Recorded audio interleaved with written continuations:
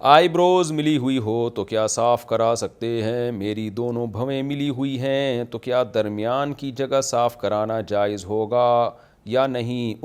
عیسیٰ India سے۔ دیکھیں اصولی طور پر تو آئی بروز بنانا عورت کے لیے حرام ہے، کبیرہ گناہ ہے۔ نبی صلی اللہ علیہ وسلم نے لعنت فرمائی ان عورتوں پر جو آئی بروز بناتی ہیں، کیونکہ یہ تغییر خلق اللہ ہے، اللہ کی بنائی ہوئی تخلیق کو بگاڑنا ہے۔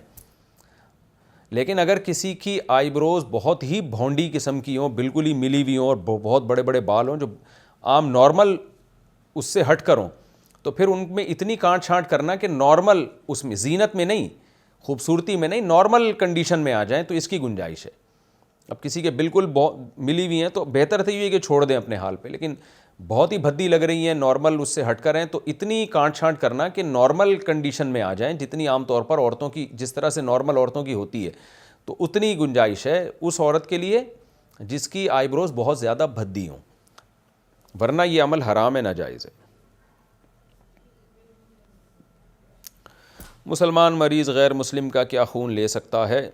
کیا کسی غیر مسلم کا خون لے کر کسی مسلمان مریض کو دیا جا سکتا ہے؟ جبکہ مسلمان مریض کو خون کی اشد ضرورت ہو۔ ذکا اللہ، ڈیرہ مراد جمالی۔ جی ہاں، مسلمان کا خون غیر مسلم کو، غیر مسلم کا خون مسلمان کو چڑھایا جا سکتا ہے، اس میں کوئی حرج نہیں ہے۔ بیگم باتیں چھپاتی ہو تو شوہر کیا کرے؟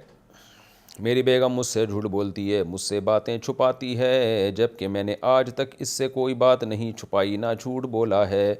اس سلسلے میں مجھے کیا کرنا چاہیے؟ محمد قاسم گوجرانوالا سے۔ اس سے باتیں پوچھنی نہیں چاہیے، آپ کیوں پوچھ رہے ہیں اس کو؟ جن باتوں کا آپ کی ذاتی زندگی سے تعلق ہے وہ پوچھیں، باقی اس کی پرسنل لائف کے بارے میں آپ پوچھیں ہی نہیں، تاکہ اس کو چھپانے کی ضرورت ہی پیش نہ آئے۔ تو اب کس قسم کی باتیں چھپا رہی ہے یہ تو آپ نے بتایا نہیں نا۔ تو اگر وہ یہ چھپا رہی ہے کہ اس کو اپنے ابا سے وراثت کتنی ملی ہے تو چھپانے دیں، آپ کا کیا، آپ اپنے حقوق پورے کریں۔ کیونکہ بعض مرد بیوی سے پوچھ رہے ہوتے ہیں تمہارے کیا کیا ملا، جہیز میں کیا کیا ملا، تمہارے ابا نے تمہیں، تم جب ابا کے ملنے گئی تھی تو جیب خرچی کتنی دی، یا وراثت میں کیا ملا، اس طرح کی چیزیں پوچھ رہے ہوتے ہیں۔ عورتوں کو پتہ ہوتا ہے ہم نے بتا دی تو میاں مانگ لے گا ہم سے، تو خطرہ ہوتا ہے ان کو۔ تو نہ پوچھیں کسی کی ذاتی زندگی کے بارے میں، کیا کھایا، کہاں گئی، یعنی اماں کے گھر کس کس سے ملنے کے لیے گئی۔ اگر خدا نخواستہ کردار پہ شک ہے اس کے اور قرائن ہے مضبوط قسم کے، تو پھر وہ بڑا ڈینجرس بات ہے۔ پھر اس میں تو ظاہر ہے اگر کوئی خدا نخواستہ کسی کی عورت اگر کردار ہی کی بری ہے تو وہ تو ویسے ہی نہیں بتائے گی سچ، تو اس کے پھر دوسرے طریقوں سے اس کو انکوائری کی جائے۔ لیکن میرا خیال ہے اتنی نوبت نہیں ہوگی انشاءاللہ۔ ہمارے معاشرے میں خیر غالب ہے، کیریکٹر تک تو نہیں پہنچنا چاہیے کسی کے۔ تو نارملی جو باتیں خواتین چھپاتی ہیں، بیویاں چھپاتی ہیں شوہر سے، تو اگر ان کی پرسنل لائف سے متعلق ہیں وہ چیزیں تو پھر نہ پوچھیں۔ جیسے کس کو فون کیا، کیا میسج ہے، تو یہ چیزیں سبھی چھپا رہے ہوتے ہیں آج کل، پاسورڈ سبھی کے موبائلوں میں لگے ہوتے ہیں، اور یہ پرائیویسی ہے انسان کی، اس میں میاں بیوی کو ایک دوسرے کی پرائیویسی میں گھسنا ہی نہیں چاہیے۔ تو شادی ایسی جگہ کریں جہاں اعتماد ہو، کیونکہ بعض ایسی باتیں ہوتی ہیں انسان نہیں چاہتا، کہ عورت بھی نہیں چاہتی میں اپنے شوہر سے شیئر کروں، بعض مرد کی باتیں ایسی ہوتی ہیں وہ نہیں چاہتا میں اپنی بیوی سے شیئر کروں، اس میں اس کو خطرہ ہوتا ہے کہ پتہ نہیں کوئی نیگیٹو نہ لے جائے، تو عورت کو بھی خطرہ ہوتا ہے کہ میرا میاں پتہ نہیں کوئی نیگیٹو نہ لے جائے۔